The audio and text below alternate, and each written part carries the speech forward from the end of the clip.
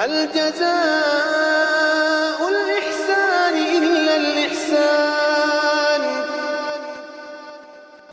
اور پھر ایک اور حکم دیا وَأُولُو الْأَرْحَامِ بَعْضُهُمْ أَوْلَىٰ بِبَعْضٍ، اور پھر فرمایا کہ وَأُولُو الْأَرْحَامِ، جو رشتہ دار ہیں نا، یہ ایک دوسرے کے وہ اولیاء بنتے ہیں.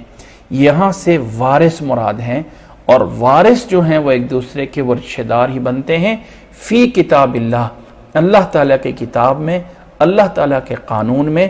ان اللہ بکل شیء علیم، اللہ تعالیٰ ہر چیز کو جاننے والا ہے. اس آیت میں دو باتیں سمجھنے والی ہیں.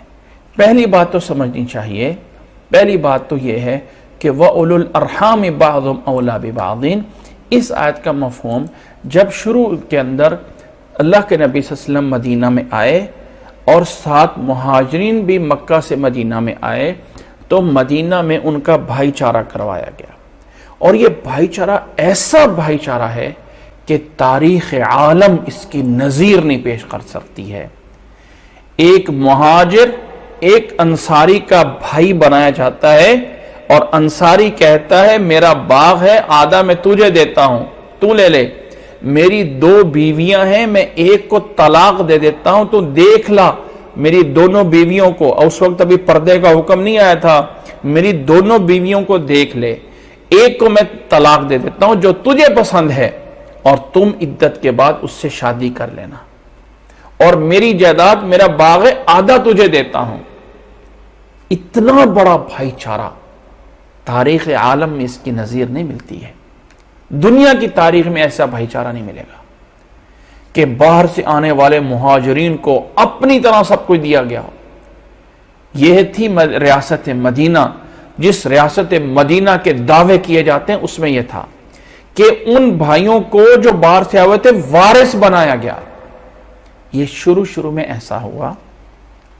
اس کے بعد جب اسلام کچھ پاور میں آ گیا، آنے والے مہاجرین بھی کچھ پاور میں آ گئے، تو اب یہ آ گیا وَأُولُو الْأَرْحَامِ بَعْضُهُمْ أَوْلَىٰ بِبَعْضٍ.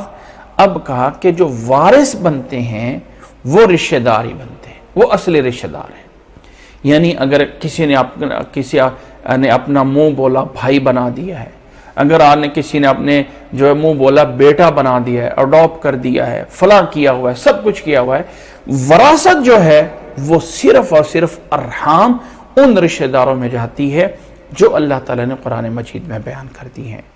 جو وارث بنتے ہیں، جو مطلب معاہدے کے دوست ہوں، جو منہ بولے ہوئے قریبی بنائے ہوئے ہوں، جتنے مرضی حمایتی کر لیں، یہ میرے سکے ہیں، یہ میرے فیملی کی طرح ہیں، یہ فلاں ہیں، جو وراثت ہے وہ صرف رشتہ داروں میں جانی ہے. یہ اس آیت کا مفہوم ہے. اسلام کے شروع میں ان کا جو بھائی چارہ بنایا گیا تھا مہاجرین انصار کا، اس کے نتیجے اب دیکھیں نا، یہ صورت اسی ابتدائی دور جنگ بدر کے واقعات پہ ہے، اسی پہ تبصرہ کر رہی ہے. اور اسی تبصرے میں اس وقت جو ہے وہ مہاجرین آ رہے تھے اور اس آ کے انصار کے ساتھ جو ہے ان کا بھائی چارہ کرایا جا رہا تھا. شروع میں کہا یہ تمہارے ساتھ ہیں، تمہارے بھائی ہیں، فلاں ہیں فلاں ہیں.